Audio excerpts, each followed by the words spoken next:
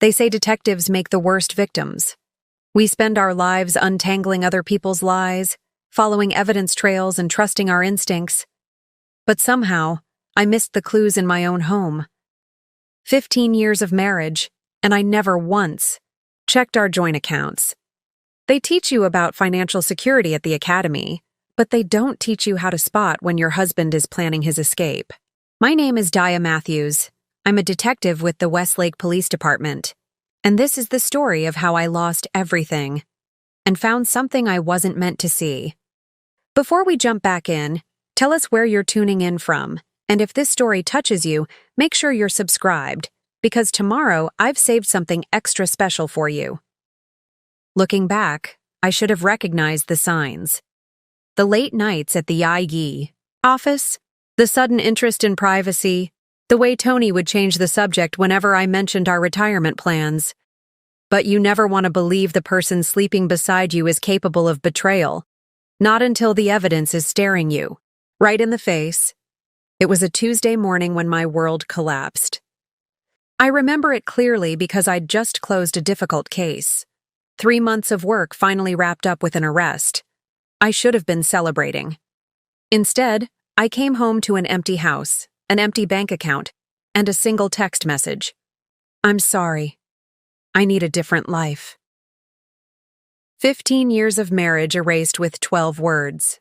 But Tony didn't know who he was dealing with. He didn't realize that the skills that made me one of the department's best detectives would be the same skills that would uncover his trail. He didn't expect me to find the offshore account. And he certainly never intended for me to see the message hidden there, the message that changed everything. I've spent my career believing that evidence doesn't lie, even when people do.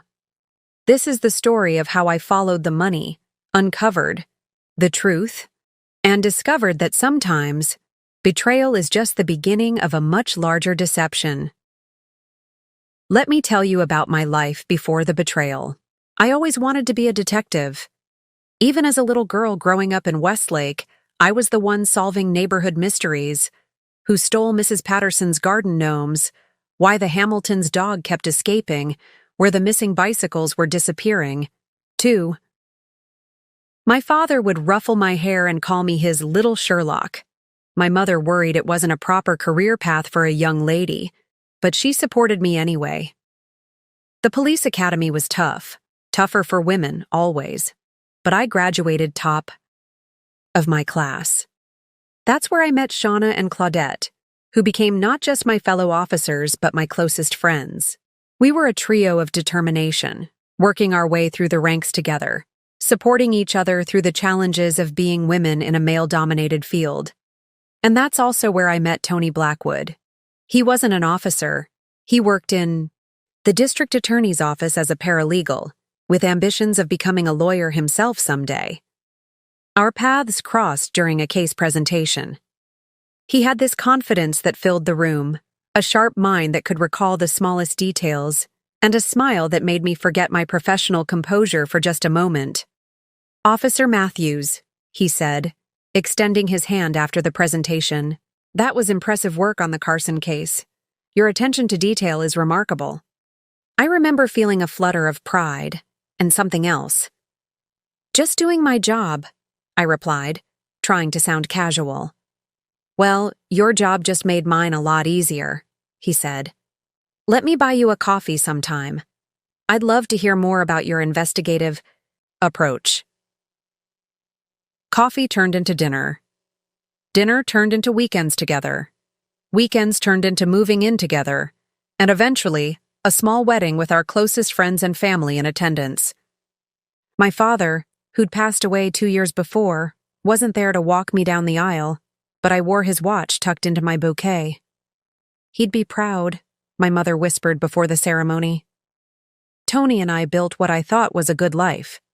We bought a modest house in the suburbs. Nothing fancy, but it was ours.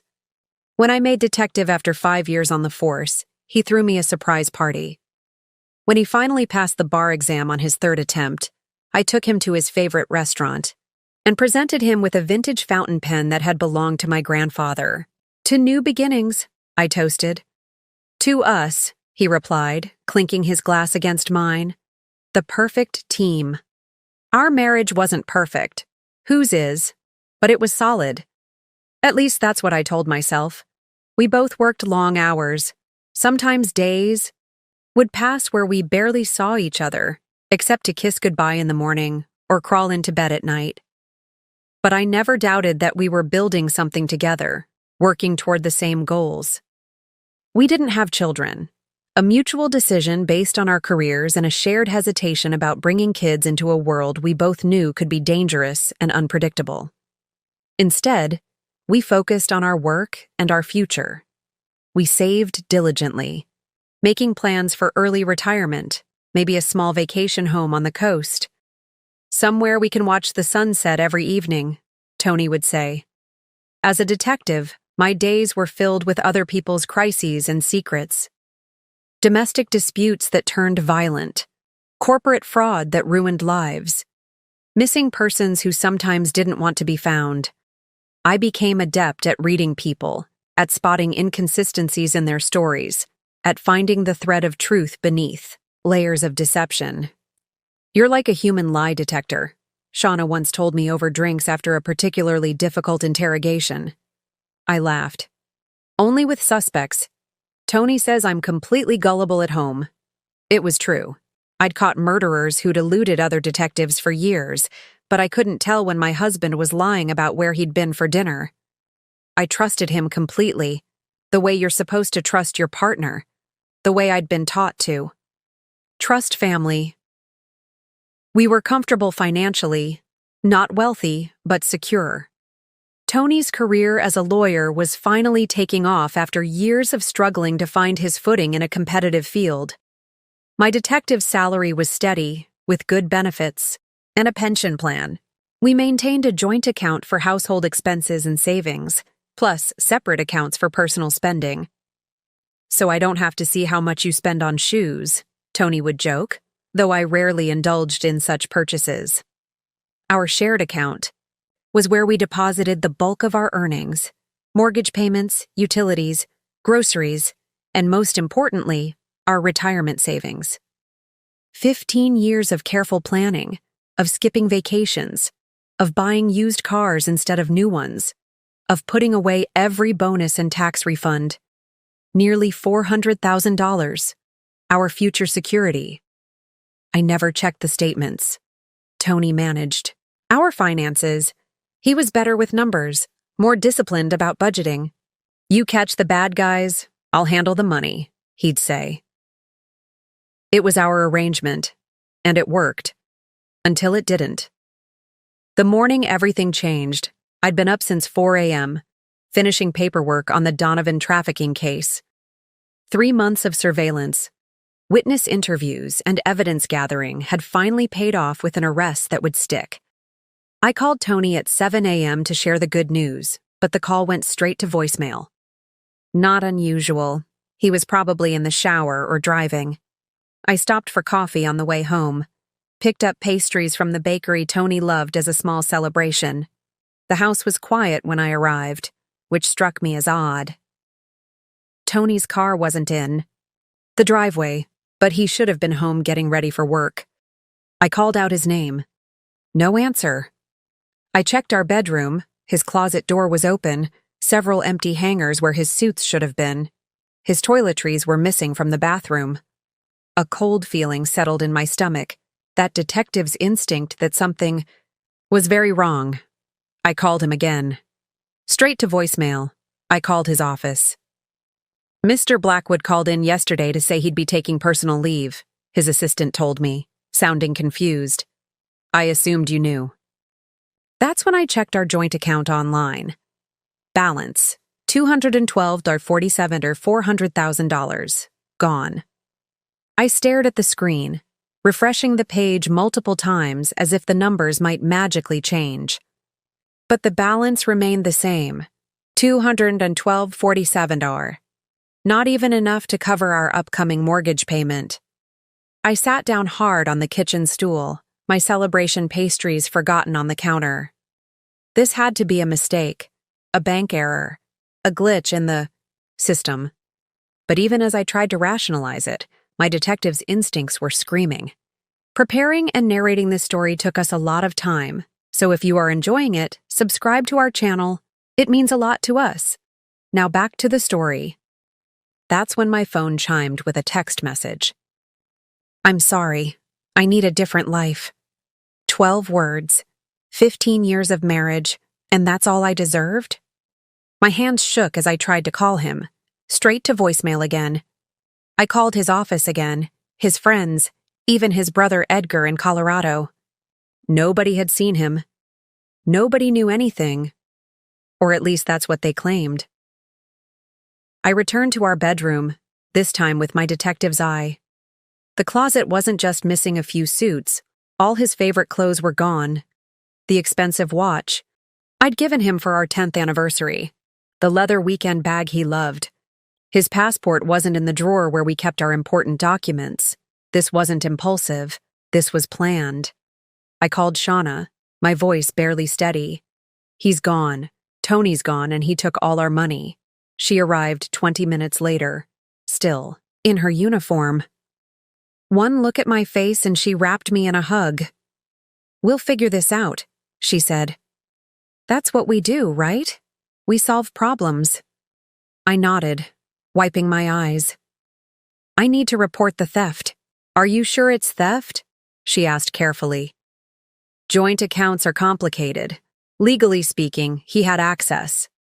$400,000, Shauna. Our entire savings. He didn't just take his half. She nodded grimly. Then we treat it like any other case. Evidence, witnesses, timeline. When did you last see him? I thought back. Yesterday morning. He kissed me goodbye like any other day. Said he had meetings all day and might be late. A bitter laugh escaped me. I guess he meant really late. And the money? When was it last all there? I hesitated, shame washing over me. I don't know. I haven't checked the account in months. Tony handled all that. How could I have been so careless, so trusting? I, who questioned everyone's motives for a living? Shauna didn't judge me. She just nodded. First step, call the bank. Put a freeze on the account. Then we need to check credit cards, other accounts, see if there's a pattern. For the next few hours, that's what we did. Called the bank, filed a report, began documenting everything. The bank representative was sympathetic, but not particularly helpful. The withdrawals were authorized, Mrs. Blackwood. There were multiple transactions over the past 3 weeks, all using the correct credentials and security protocols. But I didn't authorize them. Your husband did, and it's a joint account. 3 weeks. He'd been methodically draining our account for 3 weeks, and I hadn't noticed. Each withdrawal just under the amount that would trigger a special notification. He knew exactly what he was doing. Can you tell me where the money went? Most. Transfers were to an account at First Maritime Bank. I frowned. We didn't have an account there. By evening, the initial shock had hardened into something else. Determination. This wasn't just about a husband leaving his wife. This was theft, betrayal on multiple levels. And if there's one thing I knew how to do, it was track people who didn't want to be found. I need to go to the station, I told Shauna. Use the databases. Look for travel records, credit card activity. She hesitated. Daya, you're too close to this. You should let someone else. Would you? I challenged. If it were your husband? She sighed. No, but I'm coming with you. At the station, Lieutenant Reeves was understanding but firm. Matthews, I can't officially assign resources to this. It's a domestic situation until proven otherwise. He stole $400,000 from a joint account he legally had access to. I'm sorry, but the department can't get involved unless there's clear evidence of criminal activity. I swallowed my frustration. I understand. I'm just going to use the databases for personal research, on my own time. He gave me a long look. Don't compromise any official investigations. And Matthews? His voice softened. Take care of yourself. Divorce is hard enough without complications. It wasn't divorce, it was theft, abandonment, betrayal. But I just nodded. With Shauna's help, I began piecing together Tony's movements over the past month. Credit card receipts showed lunch meetings at expensive restaurants I'd never heard him mention. A charge at a jewelry store 3 weeks ago, certainly not for anything he'd given me. A hotel downtown last Friday when he'd told me he was working. Late. Classic signs of an affair, Shauna murmured, looking over my shoulder. The thought had occurred to me, but hearing it said aloud made my stomach clench. An affair was one thing. People made mistakes. Relationships were complicated. But to clean out our life savings? To vanish without a word? That went beyond an affair. I need to find out who she is, I said. Why? Does it matter? It might help me find him. And my money. By midnight, we had a name. Sheila Moreno. A paralegal at Tony's firm, 27 years old, 13 years younger than me. Her social media showed a woman with expensive tastes. Designer clothes, luxury vacations, champagne brunches. Her last post was from 2 days ago. A close-up of a champagne glass against a backdrop that looked like an airport lounge. The caption read, "New adventures await. Blessed." I stared at her perfect manicure, her flawless makeup, the diamond tennis bracelet just visible on her wrist. Was this what Tony wanted? Someone young and flashy? Someone who hadn't spent 15 years building a life with him? The bracelet, I said suddenly. That's new and looks expensive. Shauna zoomed in on the image. Very. At least $5,000, probably more. The jewelry store charge on Tony's credit card was for $4,800. We looked at each other. Another piece of evidence falling into place. I searched for her name in the travel database. A flight to Grand Cayman 2 days ago. One-way ticket. Then I checked Tony's name. Same flight, same day. The Cayman Islands, Shauna said quietly. Known for banking privacy, tax havens, offshore accounts. I finished her sentence. Of course. Tony hadn't just taken the money and run. He'd planned an escape. The Cayman Islands had no extradition treaty with the United States for financial crimes. If the money was there, it would be nearly impossible to recover through legal channels. I leaned back in my chair, fatigue and despair washing over me. He's really gone. With her. With everything. Shauna put her hand on my shoulder. Not everything. You still have your house, your career, your friends. She paused. And you have your skills. If anyone can figure this out, it's you. I nodded, but my mind was spinning. What was I supposed to do now? Fly to Grand Cayman? Confront them? The money was legally transferred even if morally it was theft. I had no jurisdiction there, no legal standing. I need to know more about her, I said finally. About their relationship. When it started. How long he's been planning this. We can talk to people at his firm tomorrow, Shauna suggested. Someone must have noticed something. I nodded, gathering the printouts we'd collected. As I was about to log out of the system, a thought occurred to me. I typed in another search, this time for First Maritime Bank. The results made me sit up straighter. First Maritime wasn't just any bank. It specialized in setting up offshore accounts, shell companies, and complex financial structures, mostly legal, but favored by those looking to hide assets, and they had a branch office right here in Westlake. I need to visit First Maritime tomorrow, I said. Maybe they can tell me something about where exactly the money went. Shauna looked skeptical. Banking privacy laws are pretty strict. They're not going to tell you anything. Maybe not officially, I agreed, but banks have people, and people can be persuaded to talk. 15 years as a detective had taught me that everyone talks eventually. You just need to find the right approach. As I drove home to my empty house, my mind kept returning to Tony's text message. I need a different life. What had been so wrong with our life together that he needed to steal and flee? What hadn't I seen? The questions burned, but beneath them was a growing resolve. I would find answers. I would find him, and I would get back what was mine. I barely slept that night. Each time I closed my eyes, I saw Tony and Sheila laughing, together on a white sand beach, spending my money, building their new life while mine lay in ruins. By dawn, I was sitting at my kitchen table with a pot of coffee, making lists, organizing what I knew and what I still needed to find out.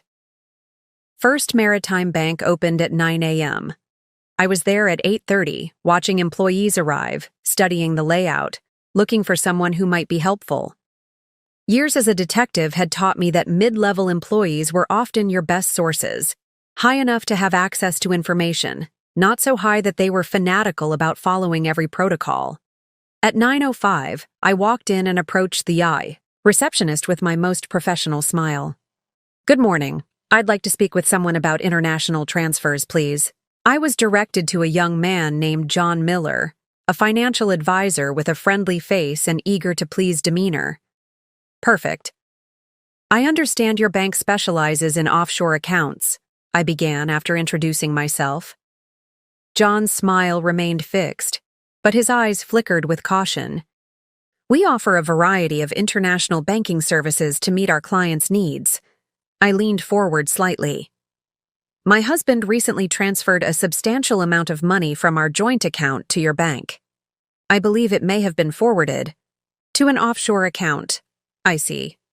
His caution increased visibly. "Well, I'm afraid I can't discuss specific client transactions without proper authorization. Banking privacy laws." "Of course," I smiled reassuringly. "I completely understand the privacy concerns. I'm not asking for specific account details. I'm simply trying to understand the process. If someone wanted to move money offshore quickly, what's the standard procedure?" He relaxed slightly. "Well, typically funds would be transferred to a domestic account with us first, then moved to one of our international partner institutions. The client would need to complete several forms, provide identification." I nodded, encouraging him to continue. As he explained the general process, I kept the conversation casual, professional. No hint of the desperation I felt. "And these partner institutions, they would be in places like the Cayman Islands, among others. We have relationships with banks in various financial centers: Cayman, Bahamas, Switzerland, Singapore." "I see. And once the money is there, it's quite secure, isn't it? Protected by local privacy laws?" He shifted uncomfortably. "Our clients value financial privacy for various legitimate reasons, Detective Matthews." I maintained my smile. "Of course, perfectly legitimate." I paused, then decided to take a risk. "My husband, Tony Blackwood, seemed very pleased with your services." John's expression remained neutral, but I caught the flicker of recognition in his eyes. Tony had been here, in person. This wasn't just wire transfers done online. "I can't confirm or deny any client relationships, I'm afraid." Naturally. I pulled out my business card, writing my personal cell number on the back. "If you happen to think of anything that might help me understand the situation better, I'd appreciate a call." Completely confidential, of course. He took the card reluctantly. "I'm not sure I can be of any further assistance." "Just one more question. If someone did want to access information about an offshore account they should have access to but don't have the details for, is there a process for that?" He hesitated. "There are procedures for legitimate account holders to recover access. Yes, it would typically require proper identification, possibly a court order if there's a dispute." I thanked him and left, knowing I hadn't gotten much concrete information, but I'd planted a seed. Sometimes that was all you needed. Someone thinking about your situation, maybe feeling a pang of sympathy, maybe noticing something that didn't seem right. My next stop was Tony's law firm, Wallace & Peterson. I'd been there many times before for office parties, to drop things off for Tony, to meet him for lunch. Today, I entered as a detective, not a wife. The receptionist recognized me immediately. Daya, how are you? Tony's not in today. He's taking some personal time. I know, I said calmly. I'm actually hoping to speak with someone in HR. It's important. 20 minutes later, I was sitting across from Marjorie Wells, the firm's HR director, a no-nonsense woman in her 50s who'd always been friendly to me at office functions. Daya, this is unusual, she said after I explained the situation. I'm not sure how much I can tell you about Tony's employment details without his consent. I understand the confidentiality concerns, I said. I'm not asking for his personnel file, but my husband has disappeared with our life savings, and I'm trying to understand what happened. Anything you can tell me about his recent behavior, his relationship with Sheila Moreno? At the mention of Sheila's name, Marjorie's expression shifted. Disapproval. Interesting. That situation has been problematic, she admitted. Office relationships happen, of course, but this one became disruptive. How long had it been going on? She hesitated, then seemed to make a decision. The firm became aware of it about 6 months ago. We had to speak to both of them about appropriate workplace conduct. 6 months. While I was working late cases, while I thought Tony was building his career, he was starting a new relationship. The timeline was coming into focus. Did Tony's work performance change recently? Marjorie sighed. Between us? Yes. He's been distracted, missing deadlines, rescheduling client meetings. The partners were becoming concerned. She paused. And there was the Morgan Trust account incident. What incident? I probably shouldn't. She stopped herself. Actually, given the circumstances, you should know. There was a discrepancy in one of the client trust accounts Tony managed. A substantial amount was temporarily misplaced. Tony claimed it was a clerical error, and the money was returned within 48 hours, so the partners decided not to escalate it. My detective instincts flared. When was this? About 2 months ago. And Sheila? What was her role at the firm exactly? Paralegal, primarily supporting the estate planning department. She had access to sensitive financial information for many high-net-worth clients. The picture was becoming clearer. Tony, with his legal background and position of trust, and Sheila, with her access to financial information about wealthy clients, both working at a firm that handled millions in trust accounts and estate planning. It was the perfect environment for learning how to move money discreetly. Has Sheila come to work this week? Marjorie shook her head.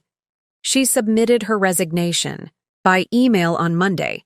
2 weeks' notice, but she's using vacation days, effective immediately. Just as I thought. They'd coordinated their departures. One more question, I said. Did Tony handle any clients with offshore accounts or international holdings? Marjorie's eyebrows raised slightly. Yes, actually. He was recently assigned to the Harrington estate. Old money, very complex international holdings. He was quite pleased about getting the assignment. It was a vote of confidence from the partners. I thanked Marjorie for her time, leaving her. My card as I had with John at the bank. Another seed planted. By early afternoon, I was back at the police station, requesting a few days of personal leave. Lieutenant Reeves didn't ask for details, just nodded sympathetically. Take what you need, Matthews. The cases will be here when you get back. Shauna and Claudette met me for a late lunch, both in uniform but on their break. I updated them on what I'd learned. So they've been planning this for months, Claudette said, shaking her head. And using his position at the firm to learn how to hide money offshore. Classic white-collar methodology, Shauna agreed. But what's your next move? You can't just fly to Grand Cayman and confront them? Actually, that's exactly what I'm considering, I admitted. But first, I need to gather more information about exactly where the money went. Even if you find them, even if you find the account, what can you actually do? Claudette asked gently. Legally speaking, joint accounts are tricky. He had authorization. True. But taking everything crosses a line into financial abuse and potentially criminal fraud, I countered. especially if I can prove he was planning this for months, deliberately deceiving me. And there's the question of the Morgan Trust account at his firm. If he was testing his methods with client funds before taking our money, Shauna leaned forward. That would be a criminal matter. The firm might want to keep it quiet, but it's still theft. I nodded. Exactly. I need leverage. Something that would make him want to return my share of the money to avoid worse consequences. Be careful, Daya, Claudette warned. You're talking about confronting a man who's already proven he's dishonest and willing to hurt you. And you'd be doing it in a foreign country where you have no official standing. She was right, of course. The rational part of me knew this. But another part, the part that had lain next to this man for 15 years, that had built a life with him, that had trusted him completely, needed answers that went beyond the money. I need to know why, I said quietly. Not just for closure, but to make sure I never miss signs like this again. My phone buzzed with a text from an unknown number. This is John from First Maritime. Can we meet somewhere private? I may have information. I looked up at my friends, a surge of adrenaline pushing through my exhaustion. I think I just got my first real lead. I met John from First Maritime at a coffee shop across town, far from both the bank and the police station. He was nervous, constantly scanning the room, his coffee untouched. I could lose my job for this, he said without preamble. I understand the risk you're taking, I assured him. Whatever you tell me stays between us. He nodded, then slid a folded piece of paper across the table. Your husband opened an account with us 3 months ago. The money was transferred to United Cayman Bank 2 days ago. That's the account number. I stared at the string of numbers and letters, my heart racing. How did you get this? I processed the transfer paperwork. I remembered it because of the amount. He hesitated. And because he wasn't alone. Sheila Moreno, I said. John nodded. She seemed to be the one driving the decisions, actually. Very specific about how the transfers should be structured, the timing, everything. That surprised me. I'd been thinking of Sheila as Tony's accomplice, not the mastermind. Was the account opened in both their names? John shook his head. Just his. But there was something odd. He lowered his voice. He set up a digital access system with a secondary password. Said it was for emergency access. I've seen couples do this before. A way for spouses to access funds if something happens. To the primary account holder. I frowned. But the secondary access wasn't for me. No. It was set up for a S. Moreno. He met my eyes. Detective Matthews, there's something else. The way they structured this. Multiple transfers just under reporting thresholds, the specific offshore destination. It follows patterns we're trained to flag for potential money laundering. Did you flag it? He looked down. I should have, but the documentation was all in order, and he's a lawyer with a good reputation. I convinced myself it was just standard asset protection. He took a deep breath. But after you came in, I pulled by the transaction records. There were test transfers before the main ones. Small amounts sent and retrieved. Classic pattern for someone making sure their system works before moving large sums. When did these test transfers happen? Starting about 3 months ago. Small amounts at first, increasing gradually. The same timeline as the clerical error with the Morgan Trust account at Tony's firm. This wasn't just about our money. Tony might have been practicing with client funds. Thank you, John. This is incredibly helpful. There's one more thing. He slid another paper across the table. This is the IP address that accessed the account online yesterday, from Grand Cayman. I carefully folded both papers and tucked them into my pocket. Why are you helping me? He was quiet for a moment. My mother lost everything when my father left. He did something similar. Not as sophisticated, but the same idea. She never recovered, financially or emotionally. He finally met my eyes. I can't undo that, but maybe I can help you avoid the same fate. Back at home, I sat at my kitchen table staring at the account number. Having it was one thing, accessing it was another challenge entirely. I wasn't a hacker, and trying to break into the account remotely would likely trigger security measures. I needed to be smarter. Thinking like a detective, not a desperate ex-wife, I called Claudette, who had a contact at the FBI's Financial Crimes Division from a previous case. I can't promise anything, she cautioned, but I'll see if he can tell us anything about United Cayman Bank's systems. Maybe there's a legal angle we haven't considered. My next call was to my mother. I hadn't told her about Tony yet, too ashamed of being so completely deceived, but I needed her now. Mom, I have to go away for a few days. Something's happened with Tony. Her silence told me she'd already sensed something was wrong. Mothers always know. What do you need, sweetheart? Can you check on the house while I'm gone? Water the plants? Collect the mail? Of course, she paused. Are you in trouble, Daya? No, I said, then reconsidered. Maybe. It's complicated. Is it something you can tell me about? I took a deep breath. Tony's gone. He took our savings. Her sharp intake of breath was followed by a string of colorful curses that would have shocked anyone who only knew her as a mild-mannered library assistant. All of it? Almost. $400,000. That son of a... She cut herself. Off. What are you going to do? Find him. Get back what's mine. Do you need money for your trip? I have some savings.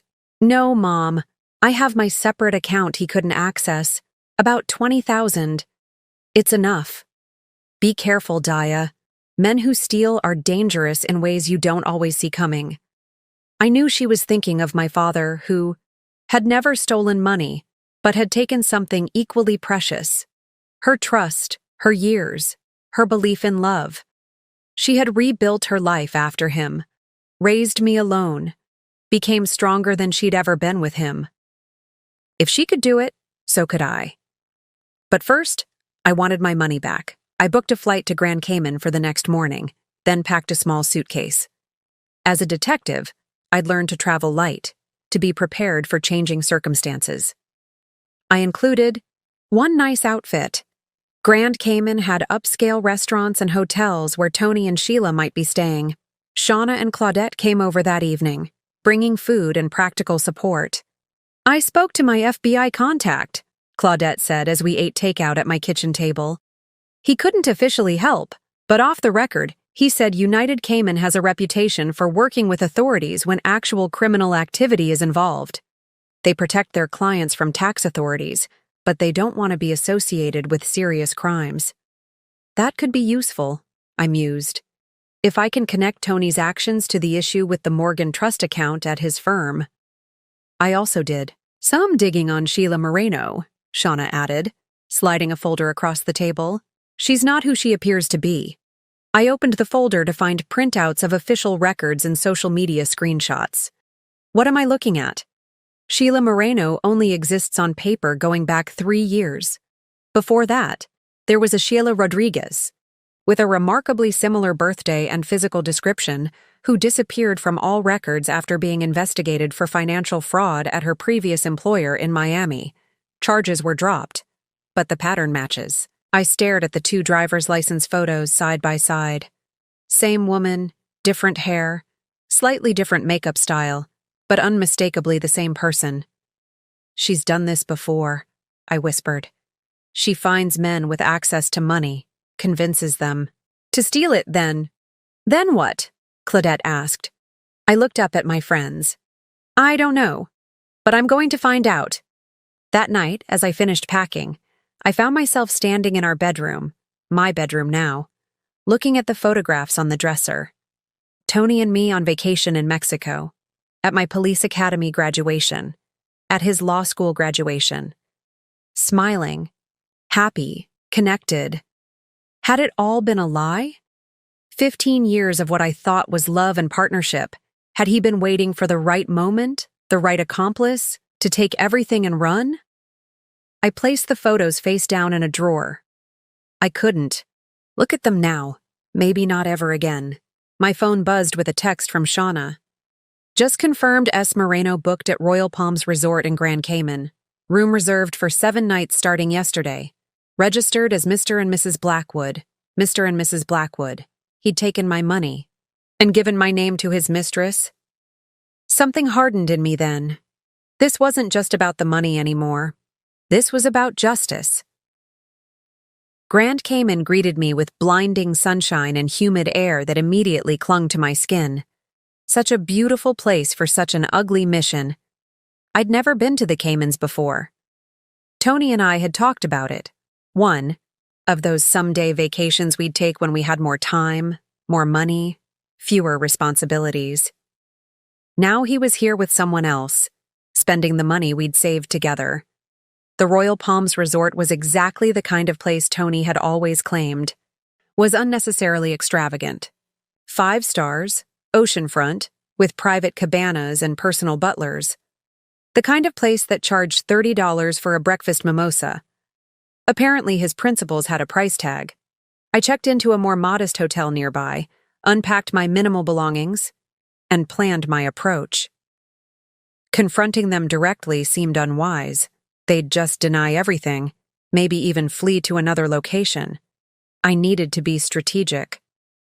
My first stop was United Cayman Bank, a gleaming white building in the heart of George. Town's financial district. I had no official standing here, no badge to flash, no jurisdiction, just my wits and determination. The bank's interior was all marble and mahogany, designed to convey stability and discretion. I approached the receptionist with my most professional smile. "Good afternoon. I'd like to speak with someone about accessing an account, please." 20 minutes later, I was sitting across from a polished banker named Marcus, explaining my situation with carefully selected details. "My husband and I have a joint account here, but I seem to have misplaced the access information. I was hoping you could help me verify my identity and recover access." Marcus maintained a neutral expression. "Do you have the account number, Mrs.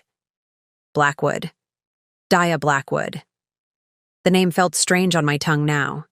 "And yes, I have the account number." I showed him the paper John had given me. Marcus typed it into his system, his expression unchanging. "I see. This account was opened quite recently." "Yes, we're diversifying our investments." He nodded. "Unfortunately, this account is not listed as a joint account, Mrs. Blackwood. It's in the name of Tony Blackwood only." I feigned surprise. "That must be a mistake. We've always maintained joint accounts for our major investments." "I understand, but our records are quite clear." His tone was apologetic but firm. "Without proper authorization from the account holder, I'm afraid I cannot provide access or information." I had anticipated this response, but hearing it still stung. Tony had deliberately excluded me, making sure I couldn't access what he'd stolen. "I see. Well, my husband is actually here on the island. I'll speak with him and come back together." Marcus nodded, clearly relieved to have an easy resolution. "That would be best." As I stood to leave, I decided to take a chance. "Just to confirm, the secondary authorization process wouldn't apply in this case?" Something flickered in Marcus's eyes.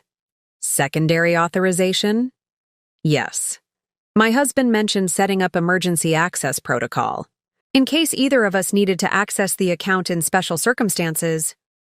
Marcus hesitated, then checked his computer again. "There is a notation about secondary access, but it's not registered to your name, Mrs. Blackwood."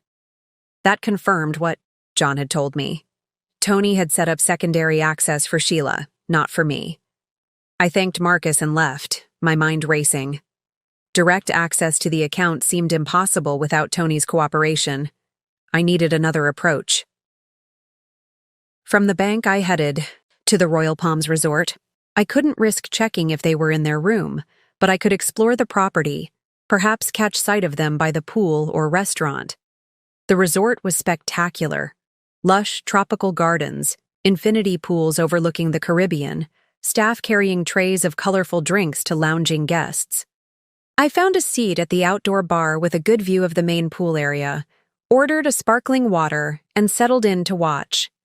An hour passed, then another. No sign of Tony or Sheila. I was considering moving to another location when my phone buzzed, with a text from Claudette. Found something. S. Moreno previously linked to 2 other cases of missing funds, both involving male partners who later claimed they were manipulated. One was found dead in Mexico, ruled suicide. Call when you can. A chill ran through me despite the tropical heat. What had Tony gotten himself into? And was he a willing participant? Or was he being manipulated by someone who had done this before? I was about to call Claudette when I saw them.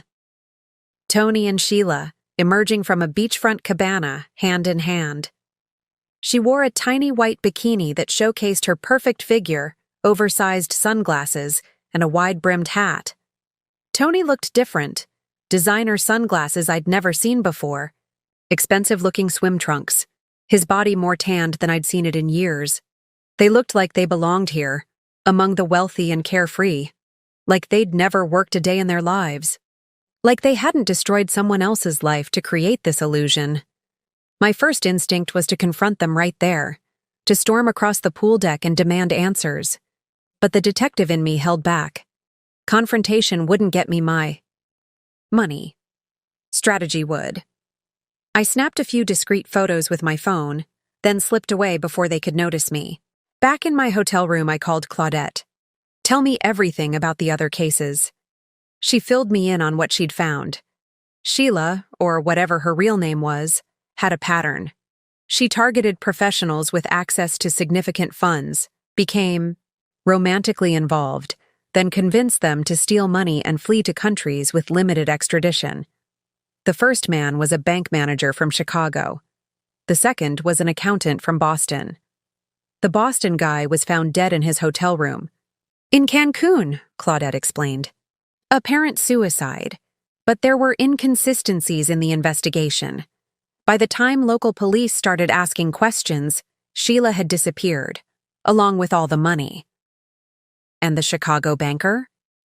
He surfaced in the Philippines a year later, broke and broken, claimed she drugged him, emptied their shared account, and vanished. By then, she'd already changed identities. I felt sick. So her plan isn't to build a life with Tony, it's to take the money and disappear. Based on her pattern, yes. The question is when. And whether Tony is a willing participant or a mark. I stared at the photos I'd taken of them by the pool. They looked happy, in love. But appearances could be deceiving. I knew that better than most. I need to warn him, I said, surprising myself. After everything he'd done, I still didn't want to see him dead in a hotel room. Be careful, Daya, Claudette warned. If he's in on it, warning him could put you in danger. If he's being manipulated, she might already have contingency plans in place. She was right. I needed more information before approaching either of them. That evening, I returned to the Royal Palms, this time dressed in an elegant black dress I'd packed for exactly this purpose. I made a dinner reservation at their signature restaurant, requesting a table with a view of the entire dining room. I arrived early, ordered a glass of wine, and waited. The maitre d' had given me an excellent vantage point, allowing me to see everyone who entered without being immediately visible myself. At 8:30, they arrived. Tony in a light linen suit I didn't recognize, Sheila in a red dress that clung to every curve. They were seated at a romantic table overlooking the water. I watched them through dinner, maintaining my distance. They ordered champagne, laughed, held hands across the table. Tony looked happier than I'd seen him in years. When they finished their meal, I paid my bill and discreetly followed them as they strolled along the resort's beachfront walkway. They stopped at a secluded spot, and he pulled her into his arms, kissing her deeply. I turned away, unexpected pain lancing through me. Whatever we'd had, whatever I thought we'd built together, it clearly hadn't been enough for him. Back in my hotel room, I tried to focus on the practical aspects of my situation. The emotional betrayal would have to wait. Right now, I needed to retrieve my money and ensure Tony didn't end up like Sheila's previous victims. I pulled out my laptop and the bank account information John had given me. There had to be a way to access those funds, or at least put a hold on them until legal proceedings could sort things out. That's when I remembered something Tony had once told me, years ago when we were first married and setting up our financial accounts.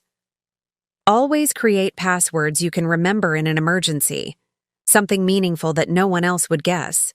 For our joint accounts, we'd used variations of where we met, our anniversary, our first pet's name, personal details that connected us.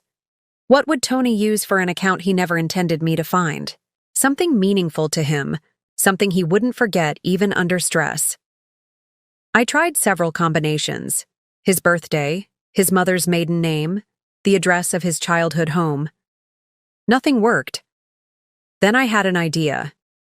If this account was set up for his new life with Sheila, maybe the password connected to her. I tried her birthday, which I'd found in my background research. No luck. The name of the law firm where they met? Still nothing. I sat back, frustrated. I was missing something. My phone buzzed with another text from Shauna. Check your email. Sent transaction records from T's credit card for past 6 months. Interesting pattern. I opened the email to find a detailed spreadsheet of Tony's credit card usage. Shauna had highlighted several charges: restaurants I'd never been to, hotels in our own city, jewelry purchases. The timeline of the affair laid out in financial transactions. But something else caught my eye. A recurring charge to a storage facility in our hometown. Every month for the past year, $150 to secure lock storage. We didn't have a storage unit, at least not one I knew about. What was Tony hiding there? And more importantly, could it help me access the offshore account? I couldn't stop thinking about the storage unit. What was Tony keeping there that was worth $150 a month? It had to be significant, and potentially connected to the missing money. I called Shauna, despite the late hour in Grand Cayman. I need you to check out a storage facility for me, I explained, giving her the details from the credit card statement. Tony's been renting a unit there for a year. You think there's evidence inside? Maybe. At the very least, it's something he kept hidden from me, which makes it interesting. She agreed to visit the facility the next morning. What about your situation there? Any progress? I've located them, but I'm keeping my distance for now. I need more leverage before I make contact. After we hung up, I returned to my attempts to access the offshore account. If the password wasn't related to Sheila's personal information, what else might Tony have used? I stared at the account number, hoping for inspiration. The string of characters looked random, but banks often structured account numbers in specific ways. This one began with UCB T4587. UCB would be United Cayman Bank. T likely stood for Tony. But the numbers, 4587, why did that sequence seem familiar? Then it hit me. 4587. April 5th, 1987. Tony's birthday. Was the entire account number itself a clue? If so, what did the remaining characters represent? I tried various combinations using Tony's birthday as part of the password. Still nothing. I was missing something crucial. My phone rang. Shauna. That was fast, I answered. Don't tell me you broke into the storage unit in the middle of the night. No need to break in. The facility manager was very helpful when I showed my badge and mentioned a connection to an ongoing investigation. Shauna, you didn't... Relax. I didn't specifically claim jurisdiction or misrepresent anything. I just let him make assumptions about why a police officer was asking questions. And? The unit isn't registered to Tony. It's in the name of Edgar Blackwood. Tony's brother? I frowned. Edgar lived in Colorado. We saw him maybe once every few years. Why would Tony rent a storage unit in his brother's name? The manager let me take a look. It's mostly documents, Daya. Financial records, passport copies, some kind of legal agreements, and a laptop. My pulse quickened. A laptop? Can you get it to me? Already on it. I've collected everything that seemed relevant. I'll overnight the laptop to your hotel. The other documents are being scanned and sent to your email now. Shauna, you're breaking about a dozen protocols. Yeah, well, he broke your trust and stole your life savings. I think the scales of justice can handle a slight procedural irregularity. After we hung up, I checked my email. Shauna had sent dozens of scanned documents, financial statements, legal agreements, even copies of passports. I downloaded everything and started reviewing the files. Most were related to the offshore account setup, forms Tony had filled out, agreements he'd signed, documentation of transfers. Nothing immediately helpful for accessing the account. Then I found something odd, a document titled Authorization Protocol Recovery. It detailed specific steps for regaining access to the offshore account in case primary access was lost. According to this document, a secondary recovery password had been established that could be used to reset account access. The recovery prompt was, "Where it all began." Where it all began. That could mean anything. Where Tony and I began? Where he and Sheila began? Where his plan to steal our money began? I tried obvious answers. The name of the law firm, the city where we lived, the college Tony attended. Nothing worked. I was about to give up for the night when a new email arrived from Shauna. The subject line, "Look at this first." I opened it to find a single scanned page, a handwritten letter from Tony to his brother Edgar. "Edgar, if you're reading this, something has gone wrong. I'm hoping you never need this information, but I have to prepare for every possibility. I've set up an account that Daya doesn't know about. The details are in the blue folder. It's not what it seems. If anything happens to me, make sure she gets access. The recovery password is Carson's Diner, April 9, where it all began. She'll understand. I can't explain everything now, but I'm in over my head. S isn't who she claims to be. I discovered something I wasn't supposed to know, and now I'm playing along until I can figure out how to fix this. If I don't contact you by May 15, assume the worst. Tell Daya I'm sorry for everything. Tell her to look for the message in the account. Tony." I read the letter 3 times, my hands shaking. Carson's Diner, April 9th. Our first date, 15 years ago. Where it all began. Tony had left a back door into the account, not for Sheila, but for me. And he'd written this letter to his brother as a contingency plan. But why? If he was willingly involved with Sheila, why create an escape route that led back to me? And what did he mean about discovering something he wasn't supposed to know? I immediately tried the recovery password. Carson's Diner, April 9. The system accepted it, prompting me to create a new primary password. Within minutes, I had full access to the offshore account. The balance, $427,832.16, more than what had been in our joint savings. Where had the extra money come from? I examined the transaction history, multiple deposits from our joint account over 3 weeks, totaling the $400,000 I knew about. Then a single additional deposit of $27,132.16 from an account I didn't recognize. But the most surprising discovery was in the account notes section. There, in what appeared to be a field for internal memos, was a message. Daya. Not safe. S. Elena Vasquez. Wanted in 3 countries. Proof in transactions. Firm clients targeted. Playing along until evidence secured. Don't trust anyone at firm. Love you. Always have. My heart pounded as the implications sank in. Tony hadn't betrayed me, at least not in the way I thought. He had discovered something about Sheila, or Elena, and was pretending to be her willing accomplice while gathering evidence. But why not tell me? Why let me believe he had abandoned me, stolen our money? The answer came in the next account note. Worry she's watching you. Too dangerous to contact directly. If reading this, I've secured evidence against her network. Check transaction dates. Against Marshall Chen Weintraub client accounts. Client accounts at the firm. Tony believed Sheila Elena was part of a larger network targeting wealthy clients. He was gathering evidence by appearing to cooperate. I quickly checked the remaining balance.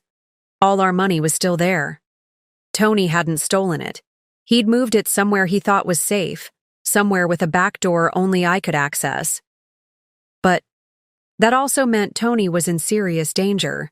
If Sheila was indeed Elena Vasquez, and if Claudette's research about her previous partners was accurate, Tony's life was at risk. I needed to warn him, but how?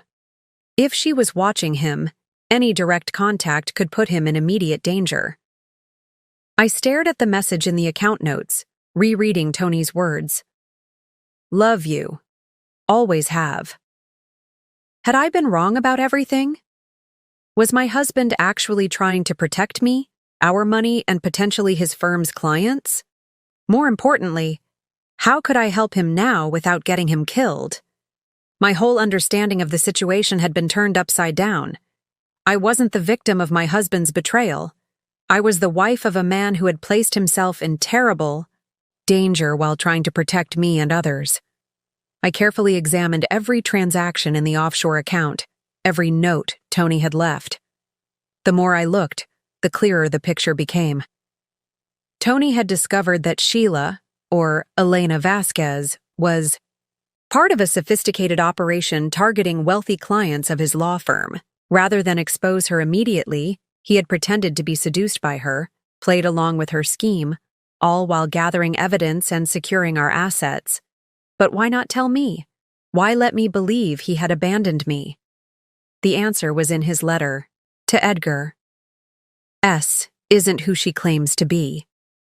Tony must have realized that Sheila was dangerous, potentially deadly, and feared that any unusual behavior on his part would raise her suspicions, including suddenly contacting his detective wife about his discoveries.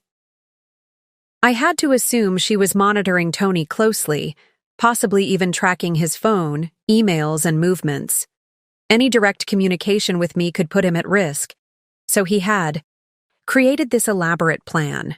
Move our money to safety, leave breadcrumbs for me to follow, and continue playing the role of willing accomplice until he had enough evidence. But according to his letter to Edgar, if things went wrong, his brother was supposed to tell me about the account by May 15th. It was only April 23rd. Tony was still in the middle of whatever dangerous game he was playing with Sheila Chanelena.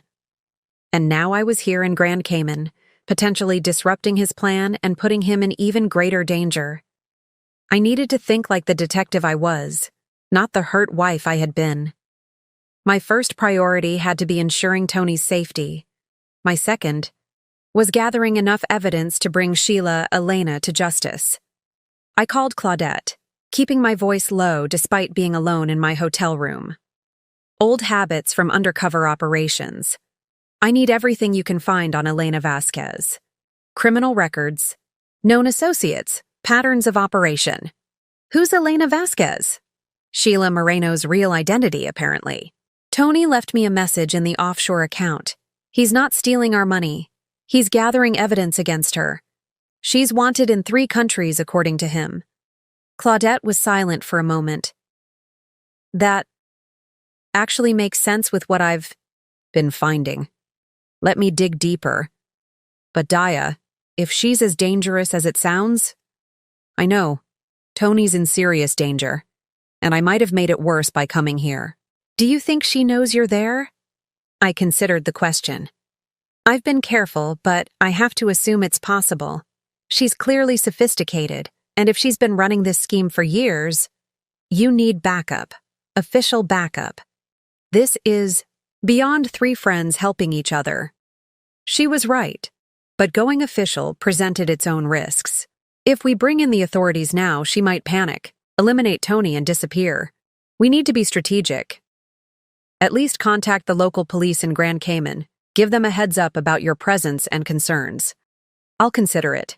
For now, focus on Elena Vasquez. I need to understand what we're dealing with. After hanging up, I reviewed the storage unit documents again. Among them were printouts of emails between various clients of Tony's firm and their financial institutions, all forwarded to Tony's personal email. How had he gotten these? Had he been monitoring client accounts without authorization? Then I noticed something: small irregularities in transfer amounts. A client with $3.2 million in investments had a supposedly routine transfer of $32,480 to a tax preparation account. Another client had $18,150 moved for estate planning fees. These weren't huge sums compared to the client's total assets. They might not even notice the discrepancies, but they added up. If Sheila Elena had been doing this with multiple clients over months or years, the laptop Shauna had found might contain more evidence, but it wouldn't arrive until tomorrow at the earliest. I needed to do something now. I considered my options. Direct confrontation with Tony was too risky. If Sheila was watching him, it could sign his death warrant. Approaching Sheila herself was equally dangerous. Contacting local authorities without solid evidence might just alert her to my presence if she had connections here. There was one person who might help without raising suspicions: Marcus at United. Cayman Bank. I returned to the bank the next morning, asking specifically for Marcus. When he greeted me, I kept my demeanor professional, but added a hint of urgency. "I need to speak with you privately about a sensitive matter," I said quietly. His eyebrows raised slightly, but he led me to a small conference room. "Mrs. Blackwood, I explained yesterday that I cannot provide account access without—" "I already have access," I interrupted, pulling out my phone to show him the account login screen. "What I need now is your help with a potentially criminal matter." His expression shifted from polite dismissal to cautious interest. "Go on." "I believe your bank may be unwittingly involved in a multinational financial fraud operation. My husband discovered it and has been gathering evidence while pretending to cooperate." I showed him my detective credentials, then explained the situation as concisely as possible. Elena Vasquez's history, the targeting of wealthy clients, Tony's dangerous undercover operation. "Why are you telling me this?" Marcus asked when I finished. "Because I need to communicate with my husband without alerting the woman he's with, and I think you can help." "How?" "By creating a banking issue that would require Tony's in-person attention, alone. Something routine enough not to raise suspicions, but significant enough that he would need to come to the bank." Marcus considered this.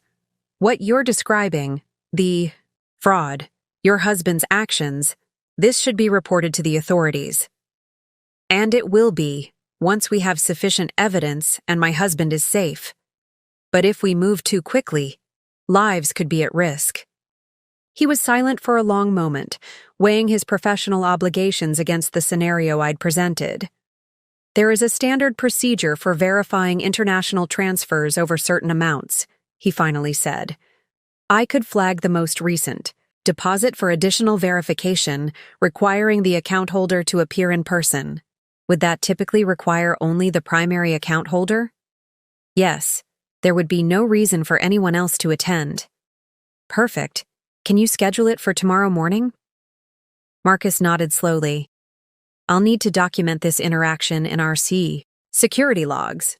"Of course. Just delay the entry until after tomorrow's meeting." As I left the bank, my phone buzzed with a message from Claudette. "Found her. Elena Vasquez. Wanted for fraud in Spain, Argentina, and Panama. Suspected in 2 deaths. Sending full file to your email. Be careful." Back in my hotel room, I reviewed the file Claudette had sent. Elena Vasquez's criminal history was extensive and disturbing. She specialized in manipulating professionals with access to significant funds, convincing them to move money offshore, then disappearing with everything once the accounts were set up. In at least 2 cases, her partners were found dead after she vanished. What made this situation different was Tony. Unlike her previous victims, he had apparently discovered her scheme and was playing along while gathering evidence. But how had he figured it out? And how long could he maintain the deception before she realized something was wrong? The laptop from the storage unit arrived that afternoon. I powered it on, relieved to find it wasn't password protected. Tony had clearly intended for it to be found and accessed. The contents were meticulously organized, folders labeled by client name, each containing documentation of suspicious transactions. There were also records of Sheila's communications with unknown partners, forwarded emails, and financial projections showing expected yields from various targets. Tony had been building a case, documenting everything. But the most disturbing folder was labeled Network. Inside were profiles of at least a dozen individuals at various law firms, financial institutions, and wealth management companies across the country. Was this Elena's network? People working with her to identify and target wealthy victims? Among the names was John Williams, a partner at Tony's firm. The very man who had assigned Tony to the Harrington estate, the complex international holdings that had likely given Tony access to the information that exposed the scheme. If Williams was involved, the conspiracy was larger and more dangerous than I had imagined. It wasn't just Elena targeting victims. It was an organized operation with insiders strategically placed to identify wealthy clients and facilitate the theft of their assets. No wonder Tony hadn't gone to his firm with his discoveries. He couldn't be sure who to trust. As night fell, I prepared for the next day's meeting at the bank. I had no idea if Tony would appear alone as requested, or if Elena would insist on accompanying him. I had to be ready for either scenario. My phone buzzed with a text from an unknown number. Package received. Significant evidence of criminal network. FBI contact interested. Awaiting your signal. C. Claudette had taken the evidence to her FBI contact. That was good. We needed official resources for something this big. But timing was crucial. Move too soon, and Tony could be in danger. Wait too long, and Elena might realize her operation was compromised. Everything hinged on tomorrow's meeting at the bank. I needed to warn Tony, to let him know he wasn't alone in this dangerous game. But I also needed to ensure Elena didn't suspect anything until we had enough evidence to arrest her and dismantle her network. I set my alarm for 6 a.m., wanting to arrive at the bank early to coordinate with Marcus and secure a vantage point. As I tried to sleep, my mind kept returning to Tony's message in the account. Love you, always have. Had I been wrong about our marriage too? Had I misinterpreted his distance, his changing behavior over the past months? Was it all part of his effort to protect me and others from a dangerous criminal? Tomorrow would bring answers, one way or another. I just hoped it wouldn't also bring tragedy. I arrived at United Cayman Bank at 7:30 a.m., well before the 9 a.m. appointment Marcus had arranged for Tony. The bank wouldn't open to the public until 8 a.m., but Marcus had agreed to meet me early to finalize our strategy. Mr. Blackwood is scheduled for 9 a.m., he confirmed as we sat in his office. The pretext is a verification issue with the recent large deposit. And you've arranged for the meeting to take place here? I asked, gesturing to his office with, It's private entrance from the back hallway. Yes, it's standard procedure for sensitive account matters. I nodded. I need to be present, but not immediately visible. I want to gauge his situation before revealing myself. Marcus indicated a small adjoining room used for document storage. You could wait in there. There's a one-way glass panel, originally installed so managers could observe client meetings for training purposes. It wasn't ideal, but it would serve our purpose. I could see and hear Tony without being seen, assess whether he was alone, and determine if it was safe to approach him. What about security? I asked. If Elena comes with him and things escalate, we have security personnel on staff, and I've alerted our head of security about a potential situation without specifics. They're ready to respond if needed. I checked my watch, 7:45 a.m. I need to get in position before the bank opens. If Elena is monitoring Tony's movements, she might send someone to scout the location in advance. Marcus nodded and led me to the storage room. It was small and cramped, filled with filing cabinets, but the one-way glass provided a clear view of his office. He gave me a small earpiece. So you can hear everything. I'll try to get as much information as possible about his situation. Thank you, Marcus. I know this is beyond your normal duties. He gave me a somber look. Financial crimes hurt real people, Detective Matthews. If what you've told me about this operation is true, I'm glad to help stop it.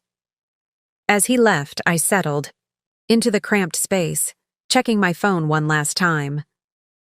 A text from Claudette. FBI moving on Williams at the firm today. Assets frozen. Be ready for Elena to be alerted if she has communication channels with him. This complicated things. If the FBI was moving on John Williams, Elena's network might soon realize they were being investigated. She could panic, liquidate whatever assets she controlled, and disappear, possibly eliminating Tony as a liability before she fled.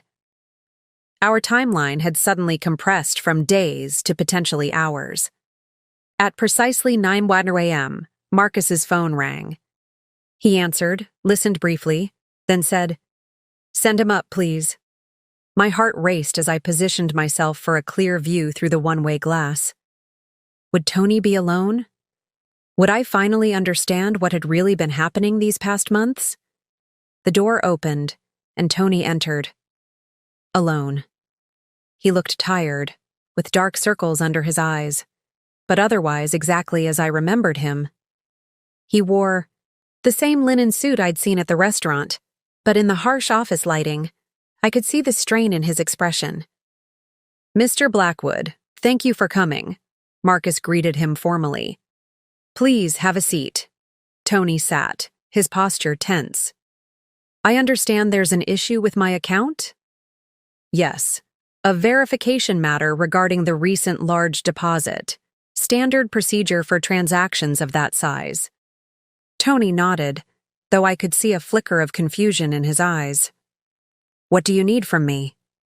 "First, I need to verify your identity." Marcus slid a form across the desk. "And then we need to discuss the source of the funds."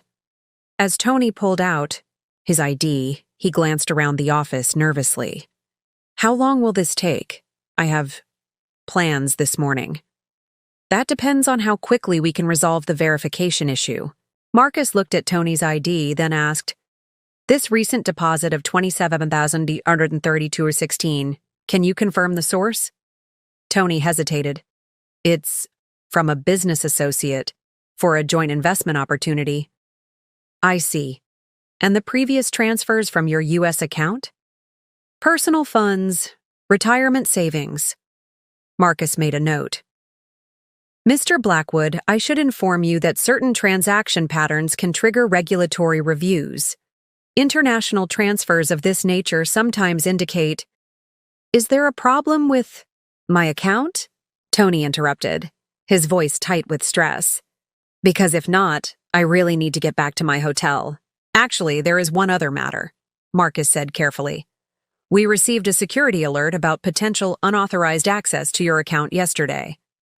Tony's expression changed instantly from stress to alarm. "Unauthorized access? Was money taken?" "No, but someone used the recovery password to gain entry to the account interface." I could see the exact moment Tony realized what this meant. His eyes widened slightly, his posture shifting from tension to alert attention. "The recovery password," he repeated slowly. "And was there any unusual activity after this access was granted?" "Only a review of transaction history and account notes." Tony's shoulders relaxed slightly, almost imperceptibly unless you knew him well. "Which I did." "I see," he said, his voice now carefully controlled. "And do you know who accessed the account?" Marcus looked directly at Tony. "I believe you already know the answer to that question, Mr. Blackwood."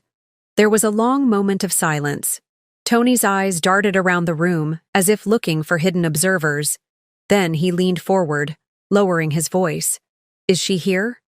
Marcus nodded slightly toward the one-way glass. That was my cue. I pushed open the connecting door and stepped into the office. Hello, Tony. He stood immediately, his expression a complex mixture of relief, fear, and something else. Hope, perhaps. Daya. My name came out as a whisper. You found it, the message. I found everything, Tony. The offshore account, the storage unit, the laptop with all your evidence against Elena Vasquez and her network. His eyes widened. You have the laptop? It's safe? I nodded. And copied. Claudette has already shared the evidence with the FBI. They're moving on John Williams at the firm today. Williams, Tony hissed. He's been working with her for years, identifying targets, manipulating case assignments. He took a step toward me, then stopped, uncertainly hanging in the air between us. Daya, I know how this looks. I know what you must have thought when you saw the money was gone. But I had to. I know why you did it, I interrupted. You discovered Elena's operation and realized she was dangerous. You couldn't risk contacting me directly in case she was watching. So you played along while gathering evidence and securing our money. The relief on his face was immediate and profound. Yes, exactly. I discovered irregularities in the Harrington accounts 2 months ago. When I started investigating, I found a pattern that led back to Sheila, Elena, and Williams. Then I realized how deep it went, how many people were involved. I couldn't go to the firm, couldn't trust anyone there. So you pretended to fall for her scheme, I said. Became her willing accomplice while documenting everything. It was the only way to gather enough evidence to bring down the entire network. Not just Elena, but I never touched a penny of our money. It's all still there. I just needed it somewhere she couldn't access it if something went wrong. Marcus cleared his throat. I don't mean to interrupt this reunion, but we should discuss next steps. If Ms. Vasquez realizes Mr. Blackwood is here alone. Tony's expression darkened. She's dangerous, Daya. More than you know. When she thinks someone has betrayed her, she doesn't just run, she eliminates loose ends. That's why I couldn't tell you. I couldn't risk her suspecting anything and coming after you. We need to get you to safety, I said. The FBI is involved now. They can provide protection while they dismantle the network. Tony shook his head. It's not that simple. Elena has the hotel room bugged. She monitors my phone, my movements. She gave me exactly 30 minutes for this meeting. If I'm not back on time, or if I contact anyone she hasn't approved. He didn't finish the sentence. He didn't need to. Then we need to move quickly, I said. Do you have any evidence on you? Anything that could help build the case against her? Only what's in my head. She's careful. No paper trail, no digital footprint she can't erase. That's why I had to document everything separately, keep the laptop hidden. I thought quickly. The FBI will need your testimony, but first we need to get you away from her safely. If she's as dangerous as your research suggests. My phone rang, interrupting us. Claudette. I need to take this, I said, stepping away slightly. Claudette? What's happening? Williams is in custody, but he's not talking. And there's a problem. We think Elena has been alerted. Her known associates are showing signs of going dark, accounts being emptied, phones going offline. My stomach dropped. How long do we have? Minutes, maybe. If she has a contingency plan, she's activating it now. I turned back to Tony and Marcus. We're out of time. Elena knows something's wrong. The network is going dark. The color drained from Tony's face. I need to get back, now. If I'm not there when she realizes what's happening, you can't go back, I said firmly. It's too dangerous. I have to. My absence would confirm her suspicions immediately. If I'm there, I might be able to convince her I know nothing about the FBI action. Buy us some time. No, it's too risky. Tony gripped my shoulders, his eyes intense. Daya, listen to me. I've been playing this role for months. I can maintain it a little longer, just until the FBI can move on her directly. Marcus interjected. Perhaps we should contact local authorities. The Royal Cayman Police could— No, Tony said sharply. Elena has contacts in local law enforcement. That's how she's operated undiscovered for so long. We can't risk alerting them until the FBI has coordinated a proper operation. I knew he was right, but the thought of sending him back to Elena made my blood run cold. There has to be another way. There isn't. Not if we want to catch her and her entire network. He checked his watch. I have 10 minutes to get back to the hotel. If I'm late, she'll know something's wrong. I made a quick decision. Take my phone. It's a secure department line, untraceable. Keep it hidden. If things escalate, if you feel threatened in any way, call me. She searches me when I return from meetings alone. She'll find it. Then we need something she won't search. I thought for a moment, then reached for my necklace, a small silver pendant Tony had given me years ago. I pressed a hidden catch, revealing a tiny compartment. It's not much, but it's something. If you need help, press this 3 times quickly. It will send an emergency signal to my backup phone. It wasn't standard police equipment. It was something we'd bought years ago during a phase when we both enjoyed spy movies and gadgets. A novelty item that might now save his life. Tony took the pendant, his fingers brushing mine. I've missed you, he said quietly. Every day, every moment of this deception. Knowing you thought I'd betrayed you, it was the hardest part. Go, I said, my throat tight with emotion. Be careful. The FBI will move as quickly as they can. Nodded, slipping the pendant into his pocket. At the door, he paused. Daya, in case something goes wrong, I need you to know I never stopped loving you. Not for a single moment. And then he was gone, hurrying back to a deadly woman who believed he was her willing accomplice. I stood frozen, torn between letting him go and running after him. Marcus spoke softly behind me. What now, detective? I turned, forcing myself to think like a professional, not a terrified wife. Now we prepare for everything to go wrong. I spent the next hour in a private office at the bank, coordinating with Claudette and her FBI contact. The Bureau was scrambling to put together an international operation, seeking cooperation from Cayman authorities without alerting Elena's suspected contacts within local law enforcement. It's a diplomatic nightmare, Claudette explained. They need proper clearances, jurisdiction agreements. It could take hours, maybe longer. Hours Tony might not have. Williams isn't talking, she continued. But they found evidence on his computer, linking him to at least 20 cases of client fund misappropriation. The total could be in the millions. And Elena? Any movement on her end? Nothing concrete yet. Her known associates are going dark, but we have no visual confirmation of her activities in Grand Cayman. I checked the tracking app connected to the pendant I'd given Tony. The signal showed him at the Royal Palms Resort, presumably back in the room with Elena. He'd made it back in time, but now what? I'm going to the hotel, I decided. I need to be close if something happens. Daya, that's too risky. If she spots you, I'll be careful. But I'm not sitting in this office while Tony's life is in danger. I ended the call and turned to Marcus, who had been quietly supportive throughout the morning. Thank you for everything.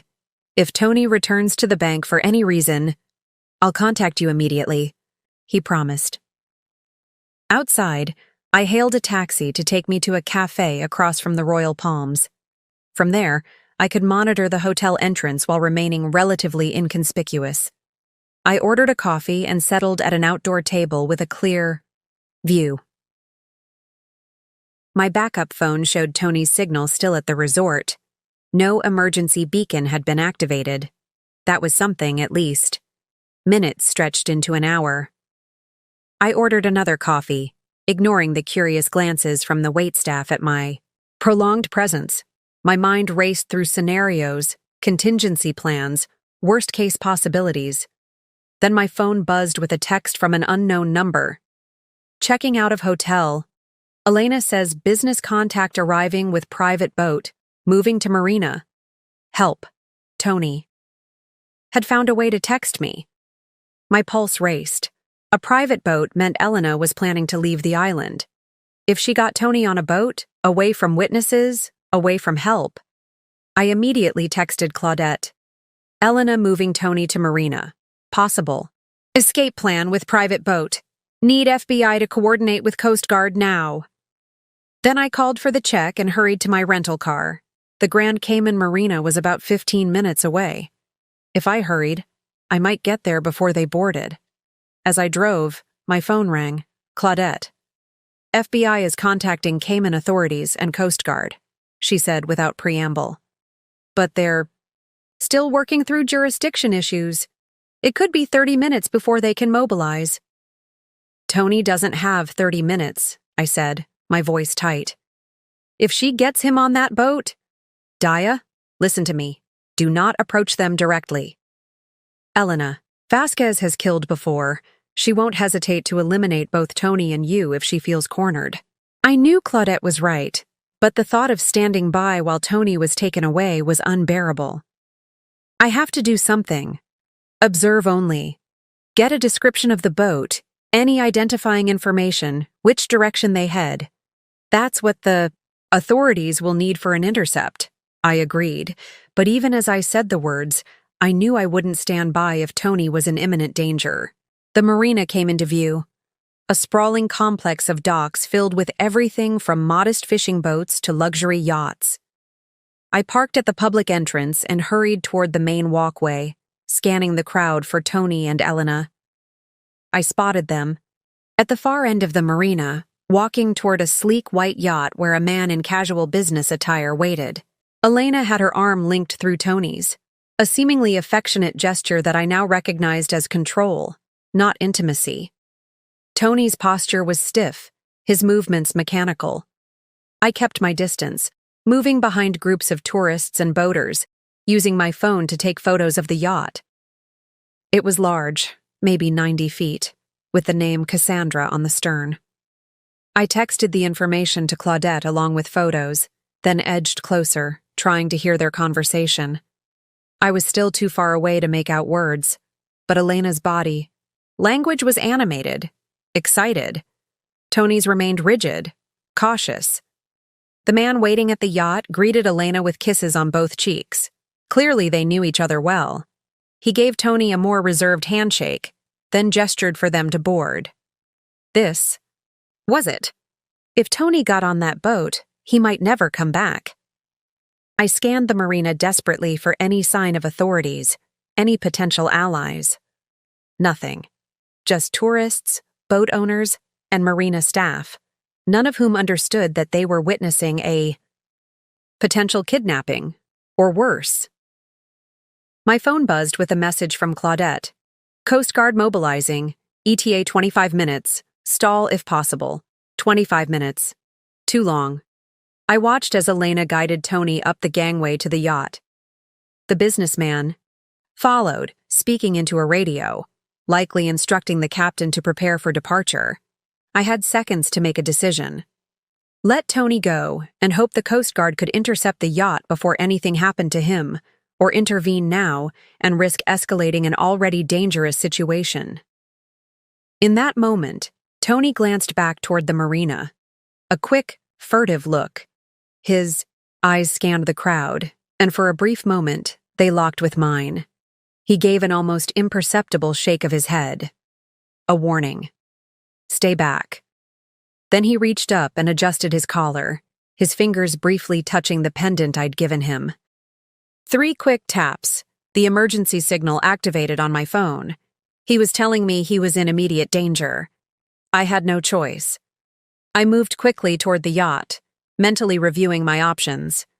I had no weapon, no authority here, nothing but my training and determination. I needed a distraction, something to delay their departure without immediately revealing my presence. Near the marina office was a row of emergency equipment, including fire alarms and extinguishers. I hesitated for only a second before pulling the fire alarm. The shrill sound cut through the peaceful marina atmosphere immediately. People stopped, looked around in confusion. Marina staff emerged from the office, radioing each other about the alarm. On the yacht, Elena, Tony, and the businessman all turned toward the sound. The distraction was working, but for how long? I used the confusion to move closer to the yacht, blending with the crowd that was now milling about uncertainly. I needed to get within earshot to understand what was happening before I made my next move. As I approached, I could finally hear their conversation. "It's probably nothing," the businessman was saying. "Just a tourist pulling the alarm by mistake." "We should leave now," Elena insisted, her accent more pronounced than when I'd observed her at the resort. "The transfer is ready. Roberto has the accounts prepared." "The harbor master won't let us leave during a fire alarm," the man replied. "Protocol. We have to wait for the all clear." Elena turned to Tony, her expression hardening. "Did you do this?" Tony looked genuinely confused. "Do what? Pull a fire alarm from on board a yacht?" She studied his face, then seemed to accept his answer. "We can't wait long. If Williams has been compromised—" "Williams is fine," Tony assured. Her, though I knew he was lying. "I spoke with him this morning before my bank meeting. Everything is proceeding as planned." Elena's eyes narrowed slightly. "You seem tense, Tony." "I'm just eager to get moving. The sooner we're away from here, the better." She smiled, a predatory expression that made my skin crawl. "Of course. Once we reach international waters, Roberto can complete the transfers. Then we'll all have what we want." What did that mean? Was she planning to give Tony his share of the stolen money? Or was this the point where her previous partners had met with accidents? Marina staff were moving through the docks now, checking for actual fires and trying to determine who had pulled the alarm. I knew it wouldn't be long before they reset the system and gave the all clear. I needed another delay tactic. Just then, my phone buzzed with a call from Claudette. "Coast Guard launching now," she said. "ETA 15 minutes. Local police finally cooperating too. They'll be at the marina in 10. "They're about to leave," I whispered urgently. "I pulled the fire alarm to buy time, but it won't hold them. For long. Daya, whatever you're thinking of doing, don't. Wait for backup." But as I watched, I saw the businessman check his phone, his expression changing to alarm. He showed something to Elena, whose face hardened instantly. "We have to go. Now!" She gripped Tony's arm with vicious intensity. "Forget the harbor master. Get us out of here." The businessman nodded and spoke rapidly into his radio. Within seconds, crew members appeared on deck, preparing for immediate departure. They had been warned. Somehow, Elena's network had alerted them that authorities were closing in. I couldn't wait any longer. Tony's life was measured in minutes now, not hours. If that yacht left the marina, he was as good as dead. I made my decision and stepped out of the crowd. I moved with purpose toward the yacht, no longer concerned with stealth. My detective training had taught me that sometimes the boldest approach was the most effective. The unexpected often created crucial moments of confusion. "Tony!" I called out, waving as if greeting an old friend. "Tony Blackwood!"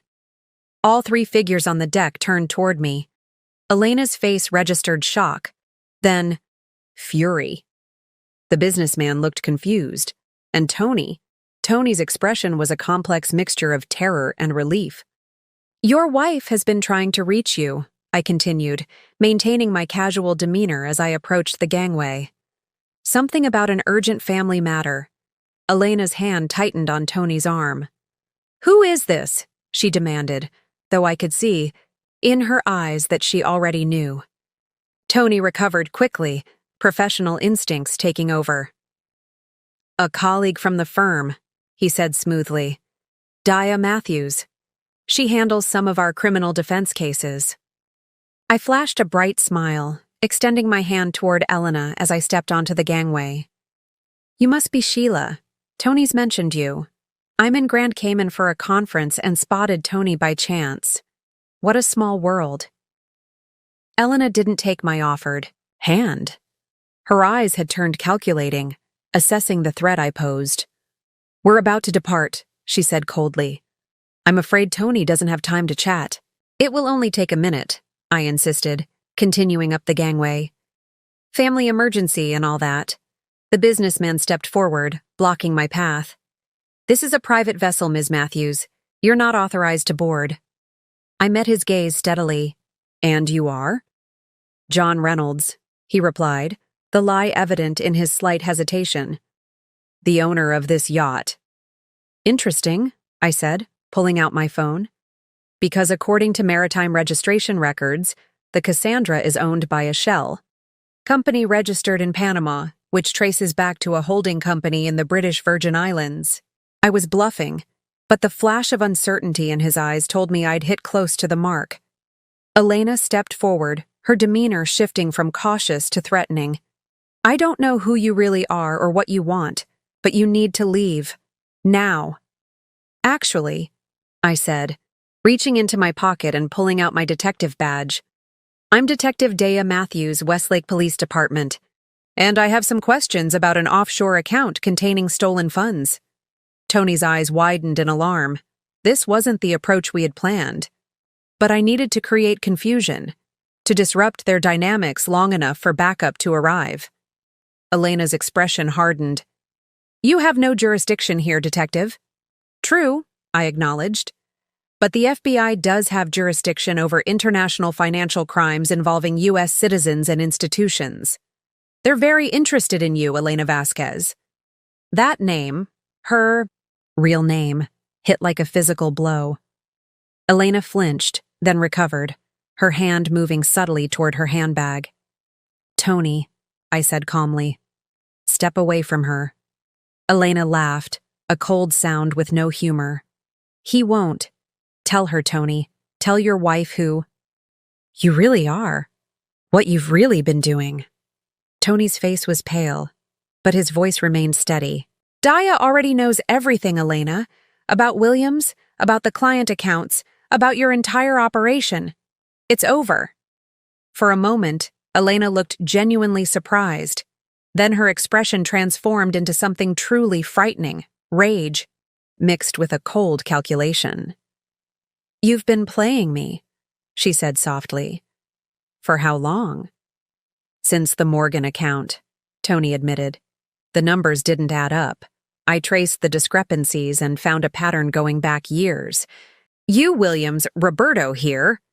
He nodded toward the businessman, all working together to identify wealthy clients and siphon off their funds. Roberto moved suddenly, reaching inside his jacket. I tensed, preparing for a weapon, but instead, he pulled out a phone. We need to go now. I'm calling the captain. No one is going anywhere, I said firmly. The authorities are on their way. Coast Guard, local police, there's no escape by sea. Elena's hand was definitely in her handbag now.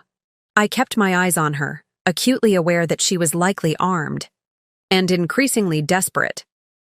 You should have stayed out of this, Detective, she said, her voice eerily calm. You had no idea what you were walking into. Actually, I knew exactly what I was walking into, I countered. Tony left a message for me in the offshore account, along with extensive documentation of your entire operation. Even if you somehow got away today, the evidence is already with the FBI.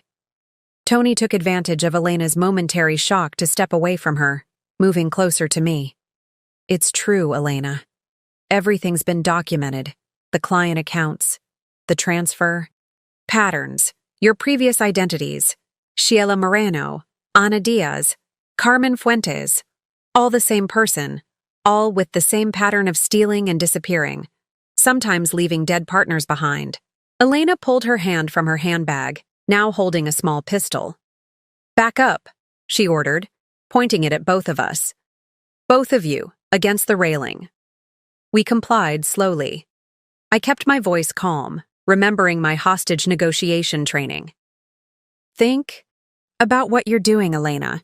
The marina is full of witnesses. That alarm brought everyone's attention this way. You shoot, you'll never make it off this island. Shut up, she snapped, turning to Roberto. Get the engine started, now. As Roberto moved toward the yacht's control panel, I heard sirens in the distance, police approaching the marina. Elena heard them too, her expression flickering with uncertainty. You can still walk away from this, I said carefully. Surrender now. Cooperate with the authorities. Help them dismantle the rest of the network. It will go better for you. She laughed bitterly. You think I don't know how this works? I'm not going to prison. The yacht's engines rumbled to life. Roberto called out, 2 minutes and we're clear. Elena kept the gun trained on us as she backed toward the control area. You two are coming with us. Insurance until we're safely away. I glanced at Tony, a silent communication passing between us. We both knew what would happen if we got on that boat. We'd be killed and dumped overboard once they reached international waters. The sirens were closer now, nearly at the marina entrance. We just needed to stall a little longer. The helicopter, Tony said suddenly. Elena frowned. What? The backup. Plan, Tony continued, his voice urgent. The helicopter on standby at the private airfield. It's faster, less conspicuous than a yacht. They'll be looking for boats, not aircraft. I felt a momentary flash of panic.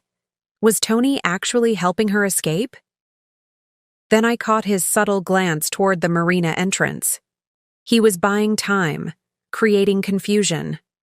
Elena hesitated, clearly weighing her options. Roberto? The helicopter? Roberto looked uncertain. It's fueled and ready, but no buts. Change of plans. She gestured with the gun. We're leaving. All of us.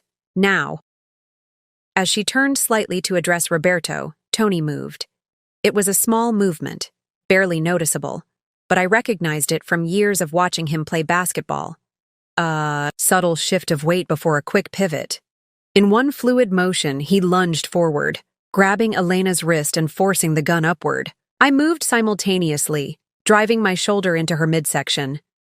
The gun discharged, the bullet harmlessly hitting the air. The three of us crashed to the deck in a tangle of limbs. Roberto rushed forward to help Elena, but I managed to free myself from the struggle and intercepted him with a sweeping kick that took his legs out from under him. He fell hard, his head striking the deck with a sickening thud. He lay still. I turned back to find Tony and Elena still struggling for control of the gun. Elena was surprisingly strong, her desperation giving her added force. The gun wavered, dangerously between them. I dove back into the fray, grabbing Elena's gun hand with both of mine, forcing her fingers against the trigger guard. She screamed in pain and rage, still fighting wildly. Police! Freeze! The shout came from the gangway, where 2 Cayman police officers stood with weapons drawn. Behind them, more officers were spreading across the dock, securing the area.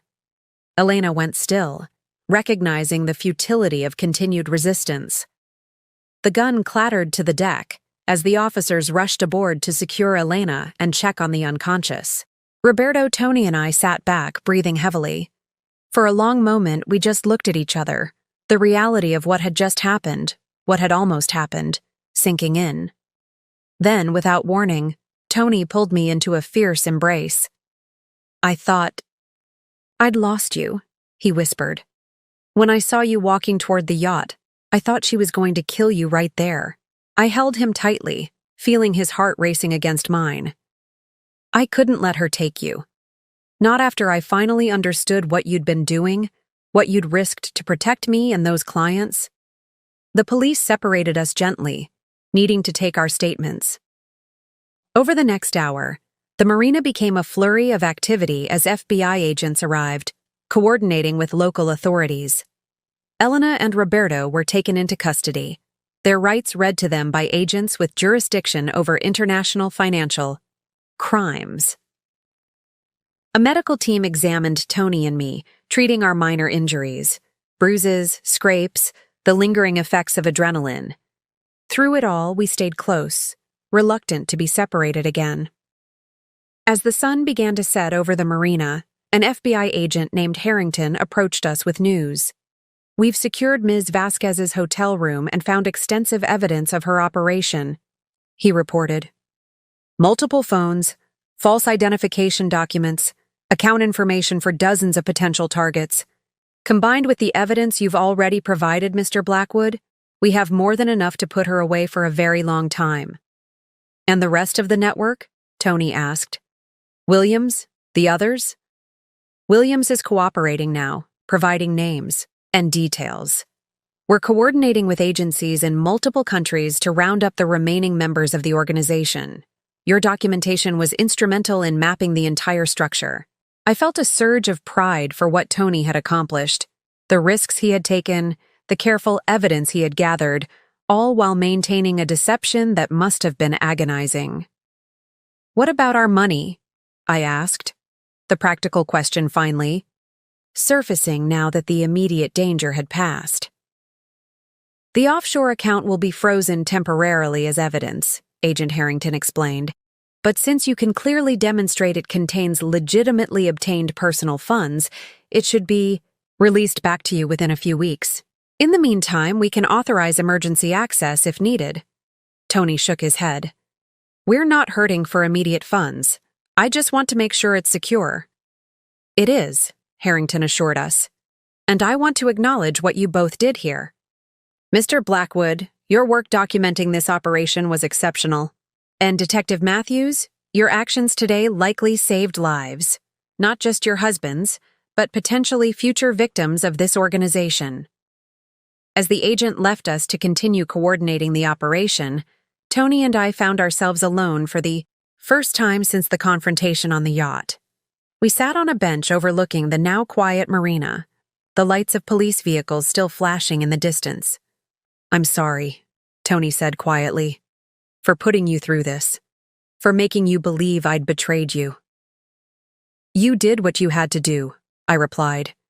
"You protected me, protected those clients, gathered evidence that will bring down an entire criminal organization.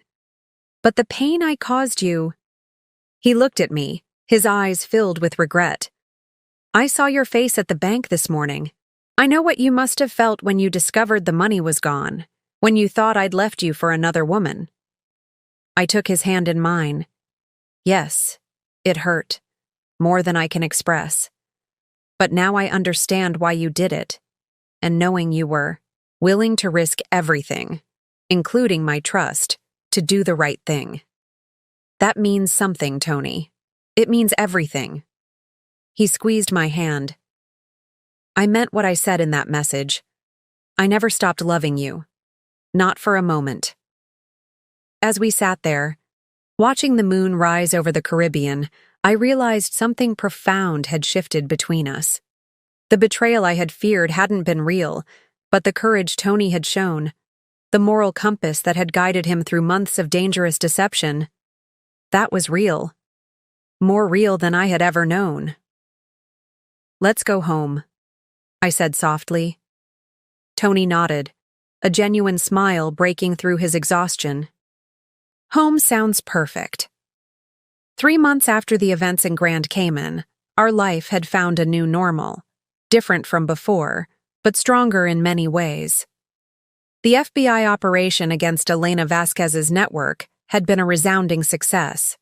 17 people across 5 countries were arrested, charged with various financial crimes ranging from wire fraud to money laundering. John Williams had turned state's evidence, providing detailed information about the organization's structure and operations in exchange for a reduced sentence.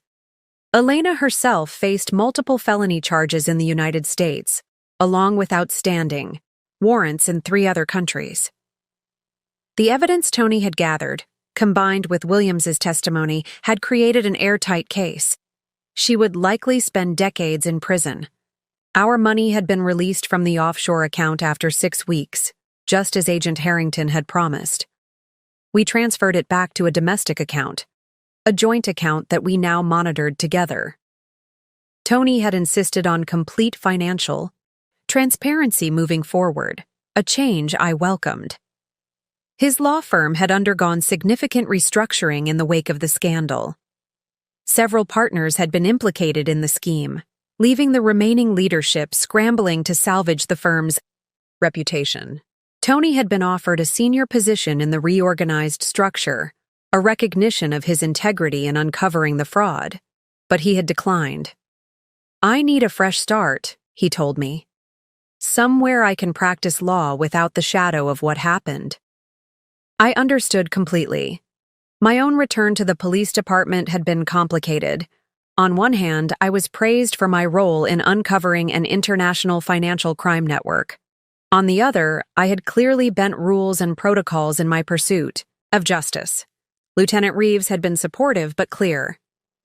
"You did what you had to do in an extraordinary situation," he said during my review. "But let's not make a habit of unauthorized international investigations, shall we?" It was a fair assessment. I had acted as a wife first, detective second. I couldn't regret the outcome, but I recognized the professional lines I had crossed. Today, Tony and I were meeting with a realtor to look at office space downtown. After weeks of discussion, we had made a decision that felt right for both of us. Tony would open his own practice, focusing on helping victims of financial fraud navigate the complex legal aftermath of such crimes. His first-hand experience with Alina's network had given him unique insight into how these operations worked and how to help people recover. "What do you think?" Tony asked, gesturing around the bright corner office with large windows overlooking the city park. "I like it," I said honestly. "It feels hopeful." The realtor smiled. "I'll give you two a moment to discuss," she said, stepping out into the hallway. Tony came to stand beside me at the window. "Are you sure about this? It's a big investment." I nodded. "I'm sure. You'll be helping people who really need it. After what we went through, I can't think of anything more meaningful." He took my hand, a gesture that had become more frequent since our return from Grand Cayman. The experience had changed us both, making us more demonstrative, more vocal about our feelings. Near-death experiences had a way of clarifying priorities. "What about you?" he asked. "Any more thoughts about Lieutenant Reeves's offer?" The department had approached me about heading a new financial crimes task force, collaborating directly with the FBI and other agencies. It was a promotion, a recognition of the skills I'd demonstrated during the Vasquez case. "I'm leaning toward yes," I admitted.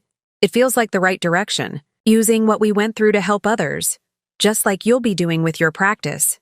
Tony smiled. "We make a good team. Always have."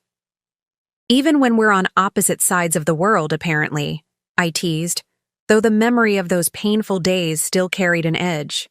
His expression grew serious. "I never want to be on the opposite side from you again, Daya. Not even to protect you. These past months have taught me that we're stronger together than apart, even in the most dangerous situations." I leaned against him, feeling the solid warmth of his presence. "I've been thinking a lot about trust lately. How I trusted you completely for 15 years, then believed the worst when the evidence seemed overwhelming. Anyone would have believed what you did, given the circumstances." Tony said gently. "Maybe. But I'm a detective. I'm supposed to look deeper, to question surface appearances." I turned to face him fully. "I keep coming back to the message you left in that account. Love you. Always have. Even in the midst of this elaborate deception, facing incredible danger, you made sure to leave me that truth." Tony's eyes softened. It was the most important part of the message. All the details. About Elena's network, the client accounts, the evidence. That was necessary information. But love you. Always have. That was the essential truth I needed you to know, in case you didn't make it," I finished when he couldn't. He nodded. "I couldn't bear the thought of dying with you believing I had betrayed you. That I had stopped loving you." I thought about the offshore account that had initially seemed like the ultimate betrayal, but had actually been Tony's way of protecting our future. The account itself was a message, wasn't it? Not just the notes you left there, but the fact that you secured our money where only I could find it if something happened to you. Yes. I knew if I disappeared, you'd eventually trace the money. You're too good a detective not to. And when you found it, you'd discover the truth. I just wish you could have trusted me from the beginning, I said quietly. Tony sighed. I wanted to, every day, every moment. But Elena was watching constantly. The one time I tried to leave you a clue, that night I mentioned the Harrington case at dinner, trying to draw your attention to irregularities there. She showed up at our house unannounced an hour later, said she was in the neighborhood. I realized then she was monitoring everything, maybe even had our home bugged. Remembered that evening vaguely. Tony had been unusually talkative about a case, which was rare given client confidentiality. At the time, I'd been distracted by my own case and hadn't fully engaged with the conversation. A missed opportunity that might have changed everything. We can't change the past, I said, pushing away the regret. But we can learn from it. What? Have you learned? He asked, genuinely curious. I thought for a moment. That appearances can be deceiving, something I knew intellectually as a detective but had to learn emotionally as a wife. That sometimes the greatest act of love looks like betrayal on the surface. And that communication is essential, even when it seems impossible. Tony nodded. I've learned that too. Along with the knowledge that secrets, even well-intentioned, ones can cause immense pain. I never want to keep anything from you again, Daya. Not to protect you, not for any reason. Even if I tell you that your mother called this morning and invited herself to stay with us for 2 weeks? I asked with a hint of mischief. He laughed, the sound warm and genuine. Even then, no more secrets big or small. The realtor knocked.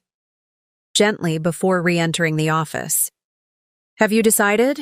Tony looked at me and I nodded. We'll take it, he said.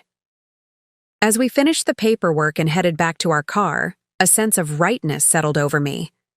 The past few months had been a crucible, testing our marriage in ways I could never have imagined. We had emerged changed, but intact, with a deeper understanding of each other and of the power of trust.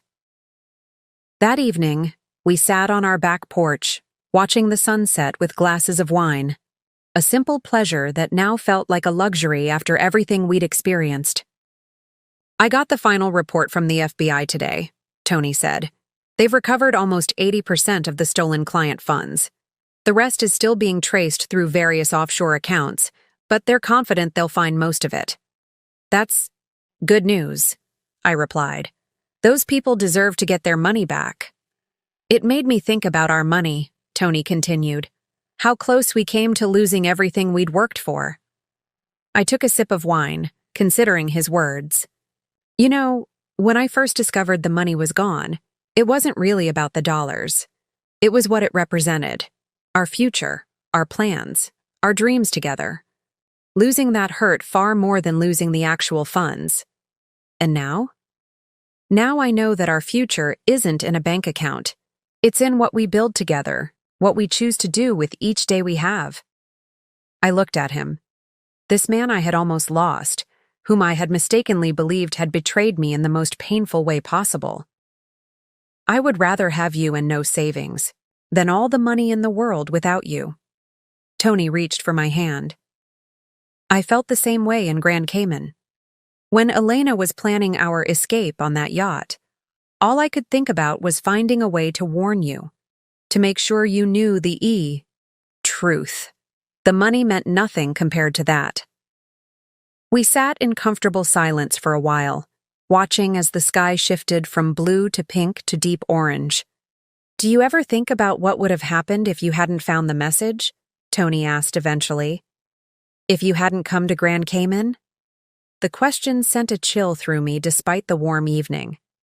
Sometimes, I imagine Elena would have followed her usual pattern, taken the money, eliminated you as a liability, Disappeared to create a new identity somewhere else. Tony nodded solemnly. I knew the risk when I started gathering evidence against her. But I couldn't stand by and watch her victimize more people, not when I had the ability to stop her. I squeezed his hand. That's one of the things I love most about you. Your moral compass has always pointed true north, even when the path is dangerous. As has yours, he replied. Not many people would have done what you did, following the evidence even when it was leading to a painful truth, then risking everything to save the person you thought had betrayed you. I'm a detective, I said simply. Finding the truth is what I do. And I'm a lawyer who actually believes in justice, Tony added with a small smile. Maybe we were always destined for this moment, using our skills together to stop something truly wrong. As darkness fell, we moved inside, closing the door on the deepening night. Our home felt different now, more precious, more secure. We had almost lost everything, but instead had found something stronger. The offshore account that had initially seemed like the ultimate betrayal had contained not just our financial security, but a message of love and truth that had saved both of us. In the end, what looked like our greatest weakness, our complete trust in each other, had proven to be our greatest strength. Life would never return to exactly what it had been before. We had both seen too much, experienced too much, changed, too fundamentally. But the new life we were building felt richer, more authentic, grounded in a shared understanding that had been tested in the harshest possible way. No more secrets, I whispered as we prepared for bed that night. No more secrets. Tony agreed, pulling me close. Just truth, whatever it costs. That night, I slept better than I had in months, secure in the knowledge that sometimes what looks like betrayal on the surface conceals the deepest kind of love underneath. And that message, hidden in an offshore account that once represented my greatest pain, was now the foundation of our renewed life together. Up next, you've got 2 more standout stories right on your screen. If this one hit the mark, you won't want to pass these up. Just click and check them out. And don't forget to subscribe and turn on the notification bell so you don't miss any upload from us.